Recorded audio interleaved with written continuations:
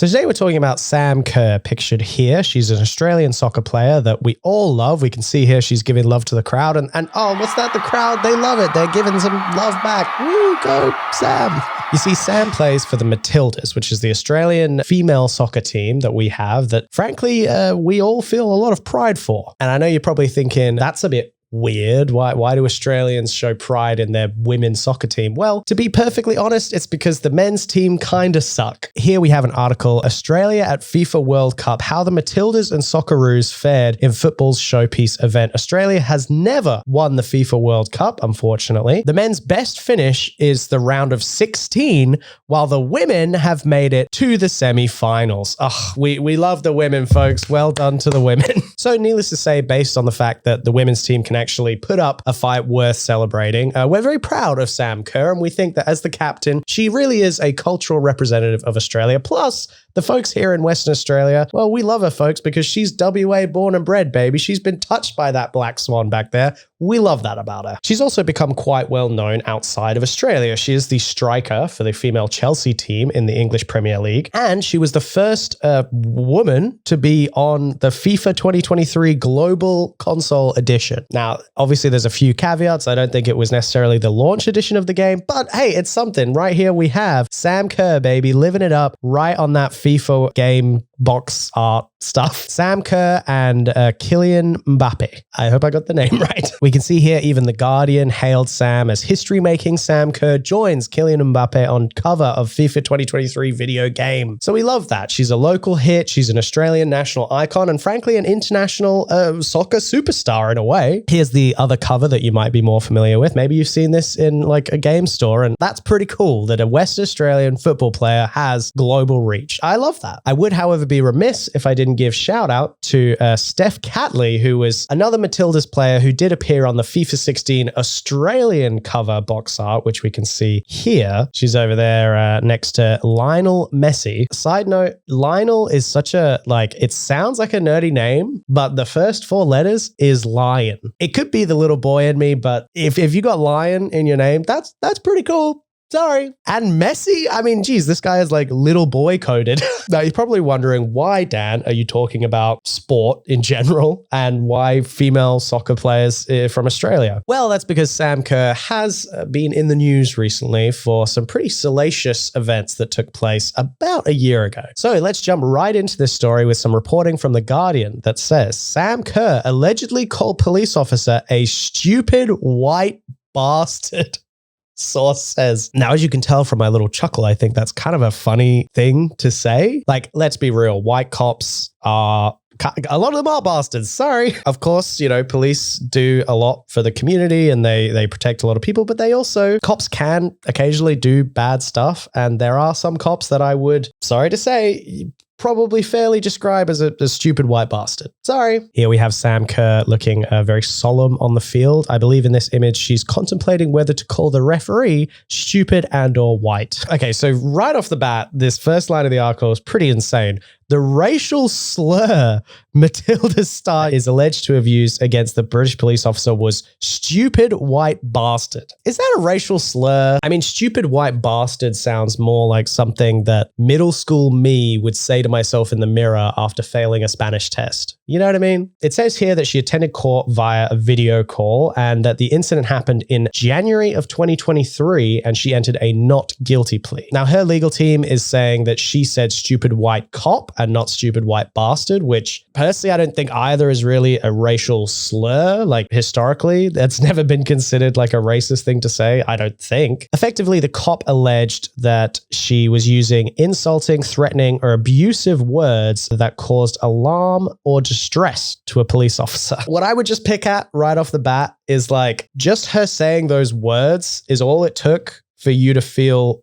alarm or distress. And like, there's no charges here of any physical interaction. So it's pretty clear that she didn't get physical or do any battery or assault or anything like that. It's just words. And this guy's getting all up in his feelings, getting all offended over a couple of words. Ooh. And look, to quickly engage on the substance of this allegation, I just think that if you're going to call something a racial slur, it has to have a little bit more historical importance and like relevance and commonplace usage in a racist way, racial kind of way. Like without that, I think she's just kind of being descriptive. Like, I don't know if the guy was stupid, but he probably was a white cop. That just sounds accurate to me. And if you ask me, I mean, here we have a case of Sam Kerr showing and proving that a female soccer player can be just as belligerent and narcissistic as a male soccer player by getting into rows with the police. Equality, I guess. Now, part of the reason I want to talk about this today is not necessarily because I think it's all that scandalous. It's kind of the opposite, to be honest. I think a lot of these news articles and outlets, particularly outlets in Australia and Western Australian outlets, have really been milking this story and just using Sam's kind of image and likeness to get publicity for their articles and not actually talk about the substance of what's going on. Now, am I doing a similar thing? Kind of, but I'm not pretending to be news and I'm not afraid to engage with the substance of the allegation. So today, in some sort of a, not quite defense, but more of an analysis of this Sam Kerr situation, I'd like to look at just a few media instances where I think the Australian press kind of covered themselves in a bit of glory, falling over themselves to cover what they think is this massive controversial scandal just because a beloved Australian soccer player got into trouble with the police. Like, yeah, that sounds controversial on its face, but I think once you dig past the surface, there's not a whole lot of there. But that's not what the West Australian would have you believe. Here we have an article in the West Australian by Kate Emery. Now, it is an opinion, so I want to be clear that this is an opinion piece. This is not necessarily reflective of the views of the entire West Australian. However, Kate Emery says, why allegations against Matilda's star Sam Kerr. Oh my God, what is wrong with me? Kate Emery says, why allegations against Matilda's star Sam Kerr are causing heartbreak for parents. Oh, the poor parents. No, what are they going to do? Little cheeky grin there, Sam. I like what you got going on there, girl. The first line of the article, how do we tell the kids? How do we do it? That was the question facing Australian parents when they woke to the news that Sam Kerr is facing charges over the alleged racially aggravated harassment of a police officer in London last year. Oh, sounds pretty scary. Being let down by your heroes is the fate of any longtime sports fan who dares to care too much about someone who can run, swim, play footy, or ride a bike better than 99% of the population. Maybe you shouldn't care all that much about people that you watch do sport.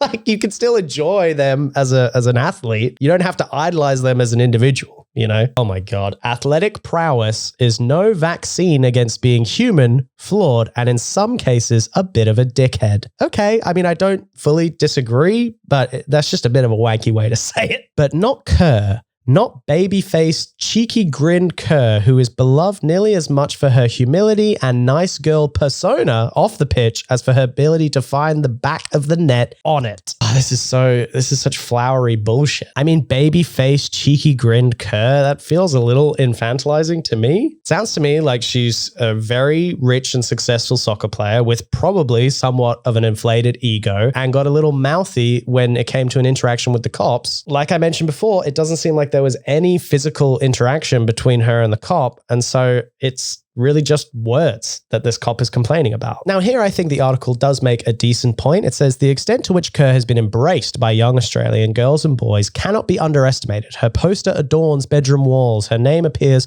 on the jerseys worn by kids to their soccer training. She is the single biggest reason soccer clubs around WA are struggling to meet demand from kids who never dreamed about pulling on a pair of soccer boots until they saw her play. Now, I think that's really sweet, and I think it's nice to acknowledge that Sam Kerr is quite a national inspiration, especially to kids in Western Australia. And so I think if you're willing to acknowledge that, then maybe you should approach this with a bit more nuance and not quite jump to judgment as quickly as I think they do here. Well, okay, to be fair, they do say it needs to be said that Kerr hasn't been found guilty of anything. Like anyone charged with a criminal offense, she's entitled to the presumption of innocence. They do, I think, in this article kind of imply that just her being charged is controversial in itself and that that's clearly, they think, a difficult thing for parents to have to tell their children. Here's something you could do. Why not talk to the kids and explain to them that things are complex? When people get famous, they get a little bit egomaniacal so maniacal, they can end up getting into altercations with the police. And sometimes altercations with the police are the fault of the police. Not always, but that can happen. And in this instance, if all she did was verbally abuse him, let's just say, with no real,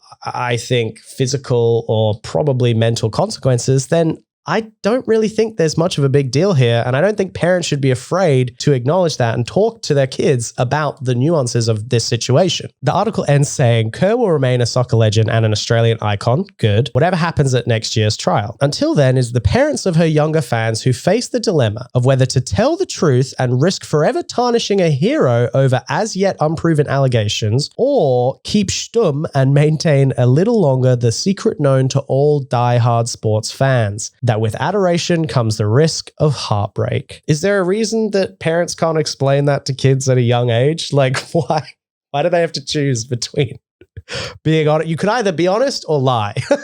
Dumb, silly stuff, folks. Next, we move on to news.com.au, which has an article here. Sam Kerr spotted in public for the first time since police bombshell dropped. And here we have basically like TMZ level coverage. Sam Kerr and fiance Christy Muse, have been spotted out on a date for the first time since she appeared in a London court. And here we have a paparazzi style picture of Sam Kerr and her fiance. Also, I think a good role model in the sense that she has a stable relationship with another, she's an American soccer player. Look, I can get over the fact that she's an American, but hey, I mean, look, I think having like healthy and nice relationships is a good thing for a role model for kids to have and to show. But this article essentially boils down to like breaking news. Sam Kerr still exists after, like, it's just so weird. We don't need play-by-play coverage of every single thing, juicing every like cent of money that's worth out of this scandalous headline. Like, what the hell? Now, this is something I thought worth showing. This is from The Nightly. They put headline choices to the audience. They presented their audience with two versions of a headline, a red card or a yellow card, both of which, in my opinion, are a bit hysterical. So the yellow card version says, "Oh, come on, fans in shock as Sam Kerr pleads not guilty to racial harassment charge from 1 year ago." It's technically factually accurate, right? This headline is not inaccurate, but it just presents like a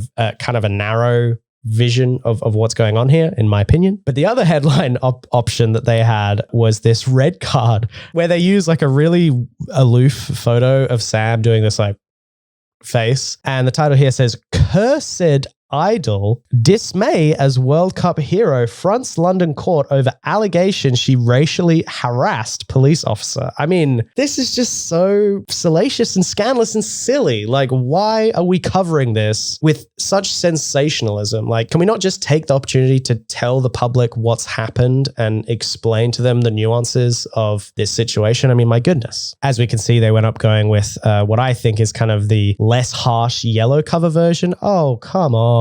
I don't know. Still seems pretty lame to me. Like this is obviously the slightly more Sam Kerr sided headline cover for this article, but I still think it's just silly. For a little bit more context, I want to show this headline here that says, "Matilda star Sam Kerr held in UK police cell on night she was accused of racial slur." So it looks to me like she kind of paid for the crime. Like if she spent time in custody and spent, here it says spent a night in a British police cell. Like what is the punishment for this kind of racially aggravated harassment? Like, would it not just be a couple of nights in the slammer? I don't know why she's even facing consequences for this after a year when she clearly did the time at the time. To close out this video, I want to talk about this article referring to Craig Foster's comments about the Sam Kerr situation. Craig Foster is a fella known as Fozzie here in Australia. He used to play soccer and now he's like a civil rights activist kind of thing. He also analyzes sport on Stan Sports. Here's a photo of him. I find it funny that we have a whole ass streaming service in Australia that's just has the same name as like a guy,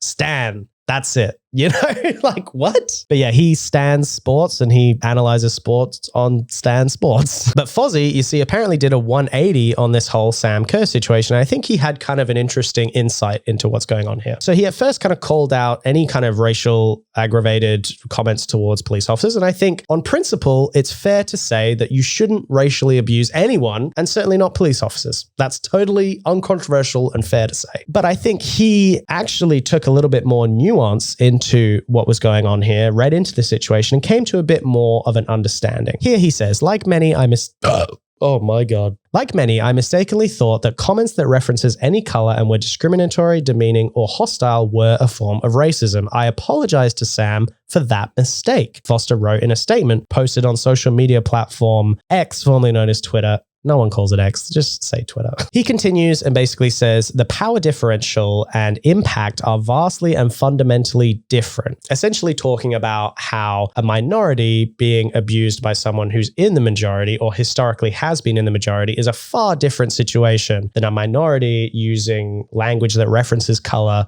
towards someone who's historically, culturally, politically always been the dominant race. Foster said, and I think this is a good quote, Foster said, definitions of racism were not designed to protect me as a white Anglo-Australian male, nor a white police officer who has even greater legal and racial power. And I think that's a pretty good way to look at it. I mean, you need extra proof. Now, if we scroll down and look at the ethnicity of Twickenham, which is the place where the incident took place, we can see the ethnicity numbers break down as such. 61% white. Like, white people are more than the majority. They make up like 10 times more than any secondary minority. Like, it's just so silly to think that white people, especially in Twickenham, are not and have not historically been culturally, politically, socially dominant throughout British history. It's obvious. So to wrap up the video, I will say this. I think that Sam Kerr obviously got involved in something that was controversial and unfortunate. Do I think that it should have gone further than the night that she spent in jail on the night of the incident? No.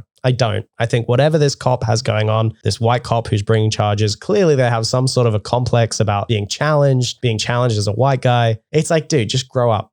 Stop being a baby, okay? You're just not being oppressed. You're a police officer. You're not being oppressed, man. Sorry. But with that, probably controversial video and a couple of opinions that I shared, I would like to end the video before I say anything worse. But thank you for diving into that hot topic with me and going into some of the nuances of this situation. I think it behooves us who have this conversation to actually have it honestly and talk about the issues at hand and the nuances that exist. I don't think it's very helpful to just throw out these salacious headlines. Sam Kerr arrested, find out why Sam Kerr was, charged with blah, blah, blah, blah, blah. I don't really care about that stuff. I'm glad today we were able to talk about the substance.